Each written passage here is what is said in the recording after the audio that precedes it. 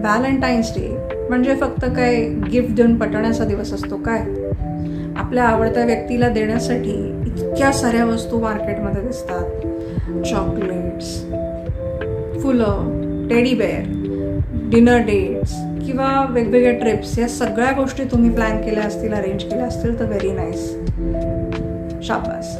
पण हे गिफ्ट कसं वाटतं बघा, की रोज माझ्या दिवसातला अर्धा तास वेळ मी माझ्या पार्टनरला कुठलीही तक्रार न करता माझा फोन, टी व्ही, कामं सगळी बाजूला ठेवून पूर्ण वेळ त्या व्यक्तीला देईन. तो वेळ आमचा असेल, त्यात आम्ही आमच्या दिवसाबद्दल बोलू, आवडीनिवडीच्या गोष्टींविषयी बोलू, काही सेन्सिटिव्ह गोष्टी जर आम्ही बोलण्याच्या ठेवल्या असतील बाजूला तर त्यांच्याविषयी बोलू.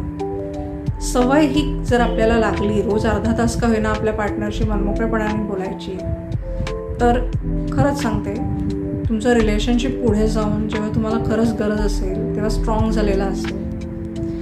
आणि जर तुम्ही ते पार्टनर्स आहात की ज्यांना हातात फोन नसेल तर आपल्या पार्टनरशी बोलता येत नाही किंवा कंटाळायला लागतो थोडा आणि दोघंही ब्लँक होता, तर थोडा होमवर्क करायला हरकत नाही आहे. कुठले विषय बोलायचे कुठले नाही, सुरुवातीला प्लॅनिंग करावं लागेल, पण नंतर आपोआपच तुम्ही एकमेकांशी कनेक्ट झालात की एकमेकांच्या विषयी अनेक गोष्टी बोलण्यासारख्या दिसायला लागतील. सुरुवात तर करा.